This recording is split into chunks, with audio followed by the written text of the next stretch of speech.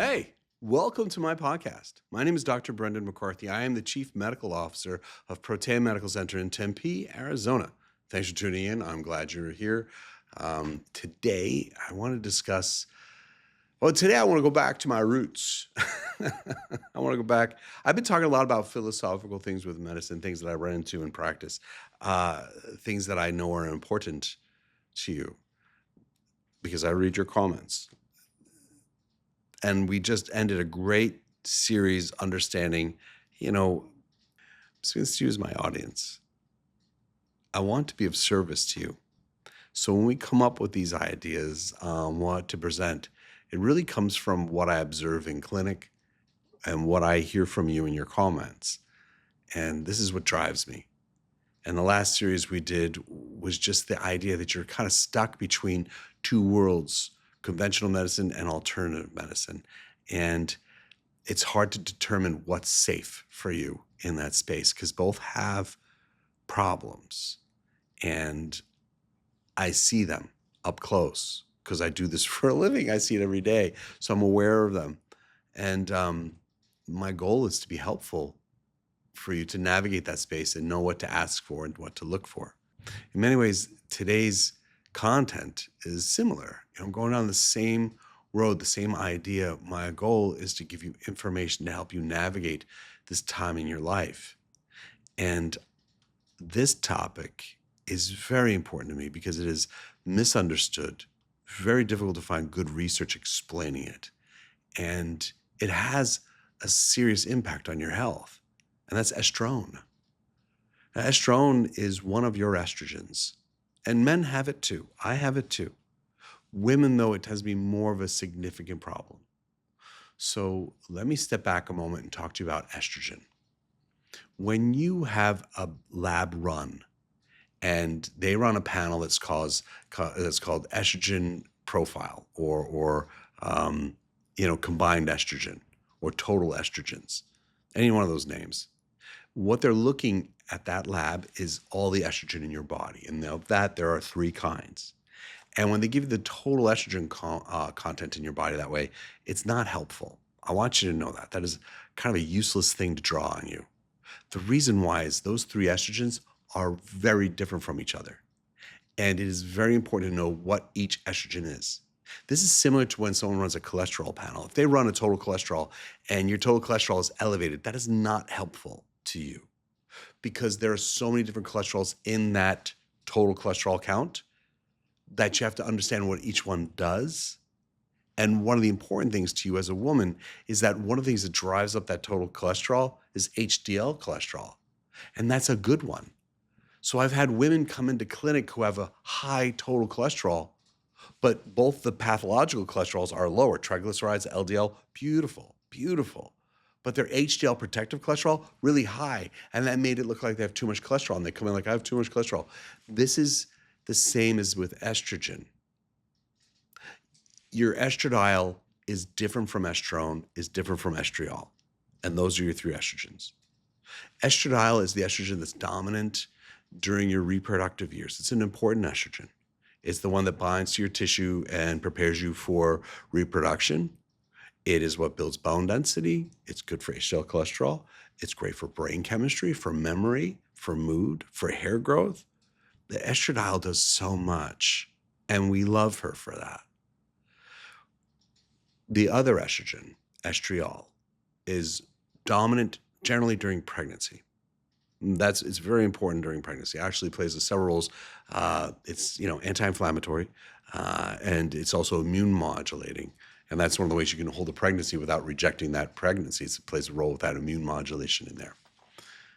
And then you have estrone, and that's what I want to talk about.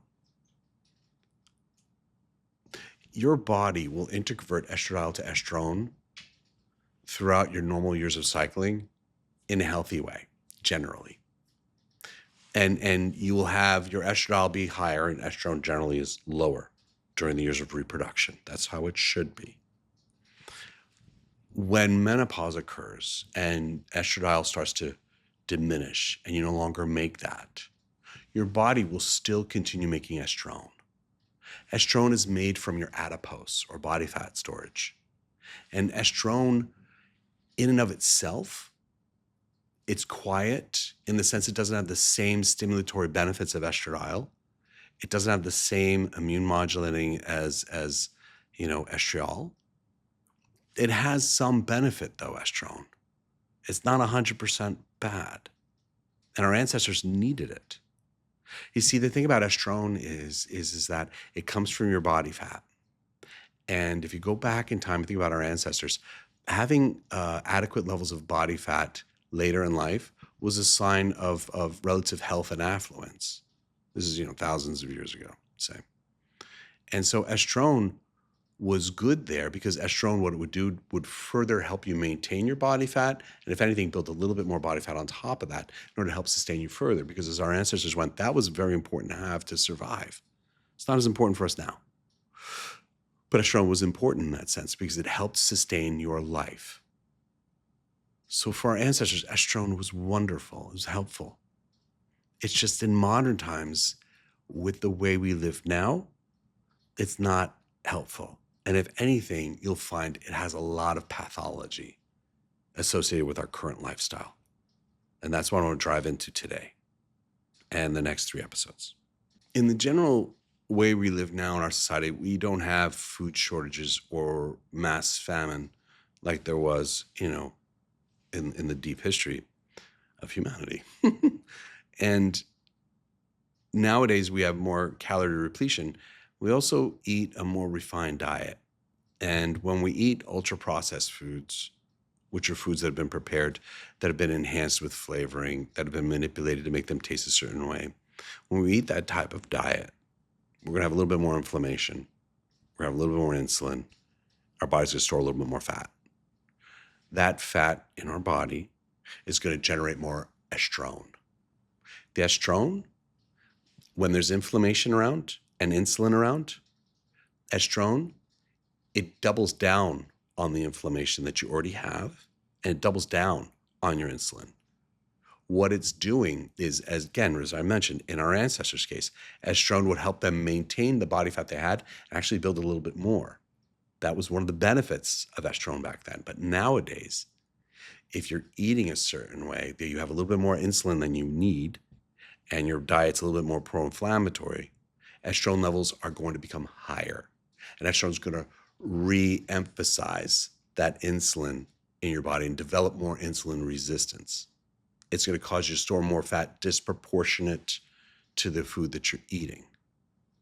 So estrone in a modern society it's like gas on a fire. The way we eat, it's going to push that estrone higher. Estrone is a more pro-inflammatory type of estrogen. When it's elevated like that, and it creates more insulin resistance, and it promotes more weight gain. So it's not healthy when we're living this lifestyle and having this estrone. When I run labs on women, I always run estradiol and estrone because I want to make sure I understand both. When a patient presents in a perimenopausal state or postmenopausal state, I'm watching for that ratio because that's when you see that ratio start to move, where estradiol is lower and estrone is higher. And that's going to be from body fat and lifestyle. And if estrone is elevated over estradiol, usually it should be 1-to-1 ratio where estradiol is equal to estrone, or even better, is estradiol is higher than estrone. That's a healthy lab, okay? When you're seeing it being higher than that, where estrone is 1.5-to-1, or even higher than that, this is when you have more of that inflammatory estrogen. Other side effects of estrone, other than weight gain and inflammation, it has a negative impact on brain chemistry. We retain more water. You just don't feel right. This is why you'll have a woman present to clinic with a total estrogen, combined estrogen, as I mentioned earlier. Combined estrogen could look beautiful, right? It doesn't have to be very high. It can be beautiful. The ratio, if it's off in that area and the total looks good, she won't feel good. So she presents to her clinic and say it is an alternative doctor. Say it's a doc who does, hormone replacement therapy, and they're trying to do their best in that moment, and they just run a total estrogen. If they don't split it out and understand the difference between the two, they're going to miss why you're not feeling right. They're going to miss the equation with you. So it's always important to try and evaluate that ratio and run that lab to know the difference between them. Another thing you'll see online is a lot of talk, especially with people who like the Dutch test, when it comes to testing downstream metabolites of estrogen. And several of those metabolites are important for us to understand. But before I go into those metabolites, I want you to understand these metabolites that we're concerned with, associated with breast pathology, come from estrone. So when we run this lab and we look at estrone and we see it as this biomarker, we want to understand if it's elevated beyond it should be. And if it's elevated beyond what it should be, we not only think about what it's doing downstream from that person, because the downstream metabolites of estrone can either go in a good direction or in a bad direction. When it's going down the bad direction, this is when we're going to be more pro-inflammatory and having higher risk for pathology, specifically breast pathology. And this is that link that we see with patients who have estrogen dominance or irregularities with their estrogen, having a higher risk for breast pathology. The good metabolites of estrogen metabolism, when estradiol turns to estrone, then estrone makes a more positive metabolite, is going to be the 2-hydroxyestrone. That's a good one. And when you have estrone in your body normal as you should, and you're eating a diet that has antioxidants in it, you eat foods that are, whole foods and with fiber, et cetera, you're going to be moving towards that 2-hydroxyestrone. If your body is not as replete with nutrition, say you don't have adequate levels of B vitamins, say you don't have enough methylfolate, say you don't have enough B12, magnesium, you don't have inositol and choline, things of this nature, magnesium, you're going to see them moving more down the roads of something called 4 or 16 alpha hydroxyestrone. Those are more the problem where you see that risk, because those downstream metabolites of estrogen are the ones that cause the irregularities with cell replication. You see the irregularities where the patients have a higher risk factor for breast pathology, as I mentioned. Now, I've been vague so far, and I know this. I'm trying to be as broad as I can be stepping into the space talking about this with you, because it can get pretty nerdy, and I'm trying not to be too nerdy with this. I'm trying to go into the biochemistry without driving to too deeply nuanced, because I know that some of us, that's just not our thing to listen to.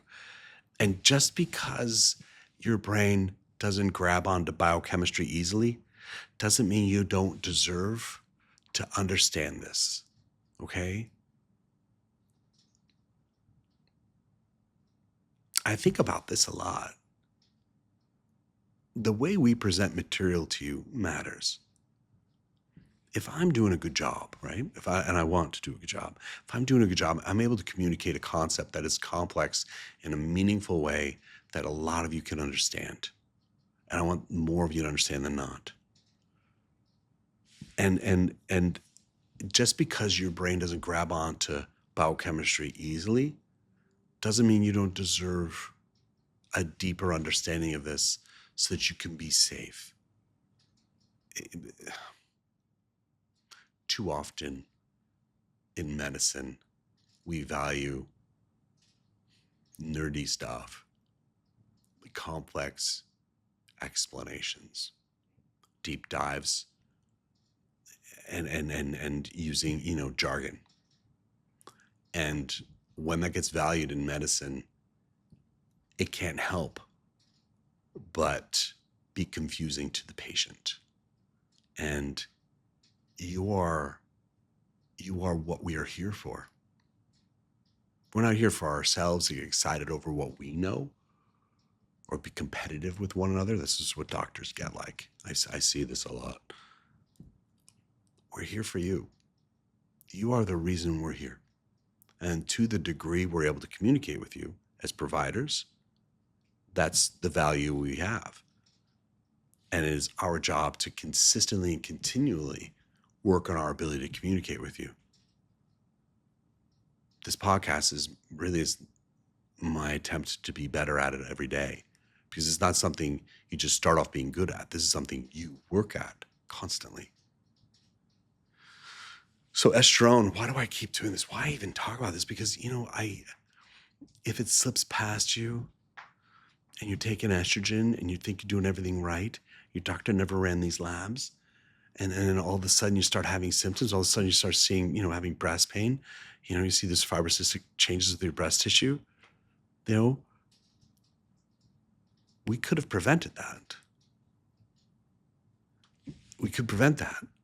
And I want to be helpful to explain it to you now so that you can prevent it. And even in some cases, reverse it. That is possible as well. So I was broad a little earlier. I'm going to get a little more drilled down a little bit more now. What is it that causes us to make more estrone? I just said lifestyle. It's like I mentioned ultra processed foods. It's true. The more body fat you have, the more estrone you're going to generate, the more you're going to have that estrone dominance happening. Okay. The estradiol dominance, what's going to happen, in your earlier years of cycling, you may have a few on and off years of it while you're perimenopause, but generally you're moving more towards estrone dominance, which is what we want to avoid. What causes that? Body fat. Your body fat is, by its own nature, more pro-inflammatory. The more that we have of our own body fat, the more the chances can become more pro-inflammatory. And as it becomes more pro-inflammatory, it's going to generate more estrone. That's that feed-forward pathway. That in the olden days for our ancestors, it just kept them alive. But now with the food we have, not helpful. So body fat is going to help promote or push us towards estrone dominance. What else? Insulin resistance. That's when we're eating that ultra-processed diet, when we're eating foods that tend to have higher glycemic ratings. They're going to be the things that are more sugary, simple carbohydrates, refined foods, breads, pastas, cereals, the stuff we tend to get hooked on, things that have been generated for us to want to eat more of. Alcohol consumption, the liver has to detoxify alcohol, okay? And I'm not going to sit here and say, stop drinking all alcohol. I will say there's no known safe amount of alcohol to consume as a human being. So as a physician, I'm not an advocate for you consuming it, but also I'm a human being living in this world with you. And I know this happens. People do choose to drink alcohol.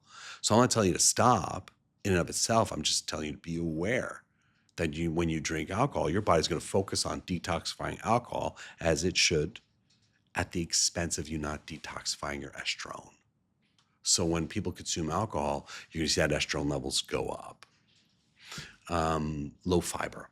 When you don't eat fiber or enough fiber, and this is another thing, and this is, recently, I don't know if you looked at our other, my practice has a YouTube channel and an Instagram thing. I did a couple of videos on how to cook beans. And I did that because food is medicine. But I did that because I also see my patients don't eat beans. People don't eat fiber. Let me be more clear, not eating beans, but people don't eat enough fiber. Our fiber intake is too low now. And because of that, we're not eliminating or detoxifying our body from estrogen. If you don't have enough fiber, your body's going to reabsorb the estrogen you're trying to eliminate. That's that hepatic recycling that occurs, enterohepatic recycling. And that's when you're going to see your estrone levels becoming elevated because there's not enough fiber in your diet. So fiber is a big thing. And I always want to talk to my women, as soon as they hit in their 30s, I start trying to get you in the habit of eating more fiber in your diet because it will be a game changer in your 40s and 50s. So it's very important to promote a whole foods diet that are rich in fiber. What else? Xenoestrogens. And this is one of the things I do in office constantly with patients. As soon as I see estrone elevated, what do I do with people? If it's hyper elevation of estrone, one of the first thing I ask them is like, what's your plastic content in your diet?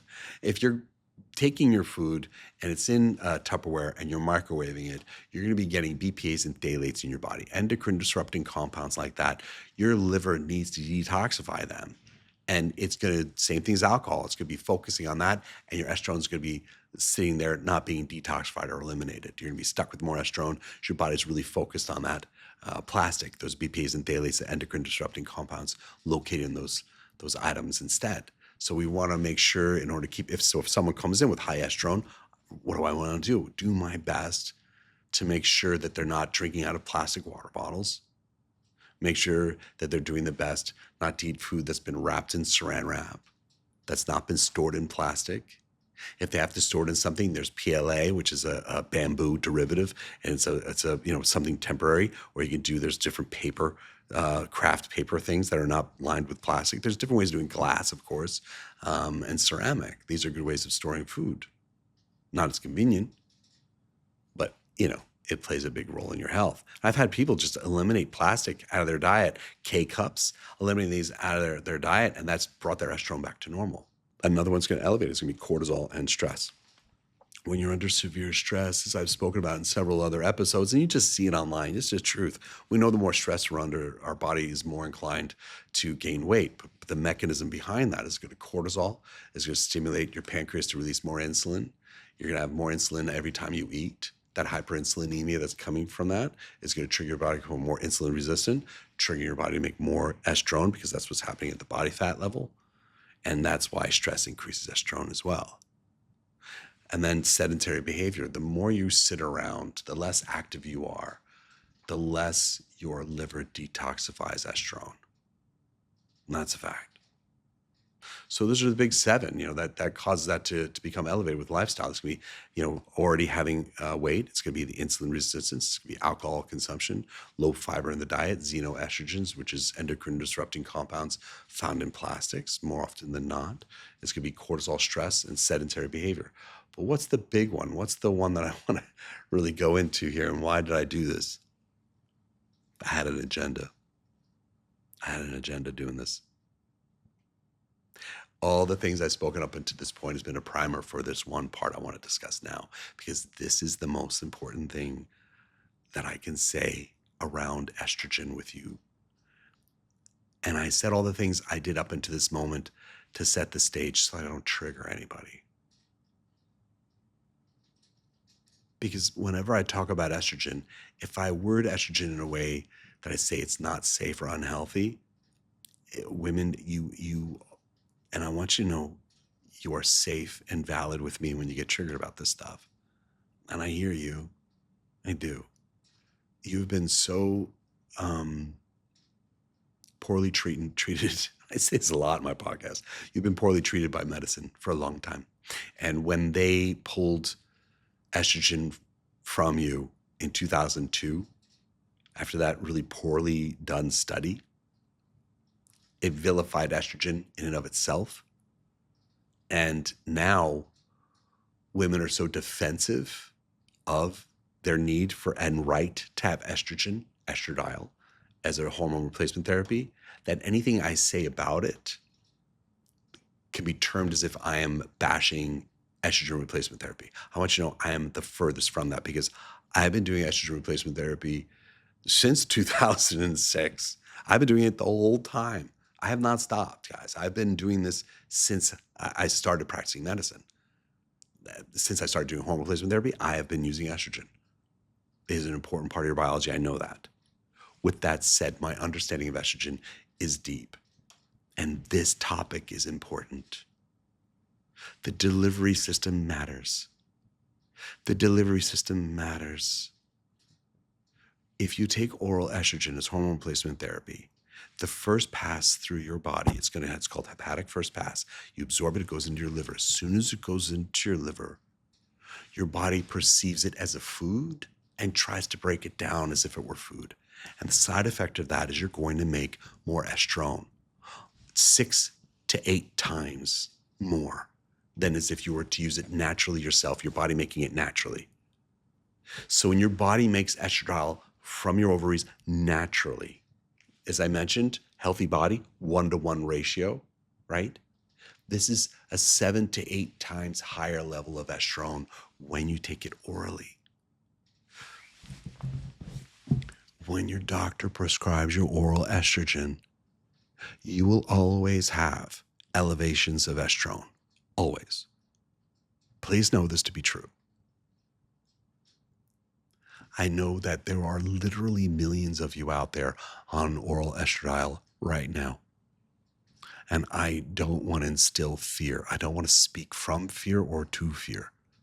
I need to speak to you from empowerment. Oral estrogen creates estrone at rates that are super physiological and unsafe. This is why when they tell you oral contraceptives or oral estrogens, when they give them to you at the pharmacy, you sign off on it saying that there's a higher risk for blood clotting, etc. That's because that's what high levels of estrone does. Estradiol does not cause clotting issues, by the way, at all. Estrone does. Estrone stimulates thrombin. Estrone stimulates that breast tissue in a pathological way. It's more pro-inflammatory.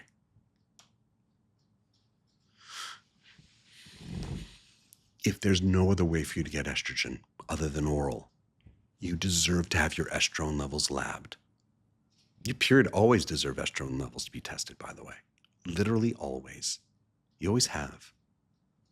So if someone's prescribing oral estrogen and this is all you have, you want to make sure that you're testing estrone and seeing how high it is. You want to have a conversation with your provider about options other than oral estrogen. I know oral estrogen is super convenient, super cheap, and it's easy to give. And it's just symptom management at that point for them because it gets you in and out the door, but it doesn't benefit you long term. It's just another pat on your head and send you on your way. And it's another crime against women. I see it as a crime against women when it's prescribed this way, because in order to be able to prescribe estrogen, we have to have a license. In order to have our license, we have to show basic competence. The understanding of basic competence means we understand biochemistry. And what I'm talking about here is basic biochemistry. I said nothing fancy at all. And this is not revolutionary, and I'm not that smart. I didn't invent any of this. It just sounds heretical and weird and new because no one else is talking about it. Because it's more profitable to prescribe you an oral estrogen and send you out the door. That's a quick visit. What are better options for you? If you've ever heard me speak, you know I don't like topical because if you put topical estrogen on your body and you give your kid a hug, your kid has it on them now. If you do transvaginal estrogen and you have, intercourse with your partner, it's going to be on your partner. It's unethical in my mindset to give a patient a hormone that they can spread to other people around them without consent. So I don't believe creams are a good option. I want you to know that I don't feel it's a safe option. I don't think that's something we should be prescribing. I believe patches are a better option. Absolutely. Absolutely. And the prices have come down on patches over the years. I see this. What else? Injectable? Absolutely. Absolutely. Injectable works well. And pellets. Pellets do too. There's plenty of research out there supporting pellets. Anybody who says there's no research, that's because they're not paying attention. They actually aren't looking up the research. You can find the research is out there. And I've had many other podcasts where I've talked about the benefits of pellets and shared that research with that. But needless to say, there are other methods of delivery you can get that don't carry that risk. And if you doubt what I say, because you should doubt everything I say, by the way. You have every right to doubt everything I say. And I encourage you to. Because you deserve me to approve my work. I want you to always feel that way with every care provider, that it's healthy for you to doubt. It's healthy for you to question because it's your life. You deserve the best, most deep understanding of what we do. So if you have, a little doubt over what I'm talking about, deep dive it. I'm going to put the citations in here, but citations mean nothing. That mean nothing to you unless you could see it in action, right? Fine. If your doctor is giving you oral estrogen, have them run Estrone. I've seen some women on oral estrogen have a minimal conversion to estrone, and it's still more than it should be. Okay, it's still more than it should be, but it wasn't 6 to 8 times. It was like maybe 2-3 times. So we can have that conversation at that point. But still, run that lab. You deserve that. My next episodes, I'm going to go more into how to reduce estrone naturally, what metabolic pathways you can use, foods you can eat, supplements that are worthwhile, and labs you can use to prove if that's working.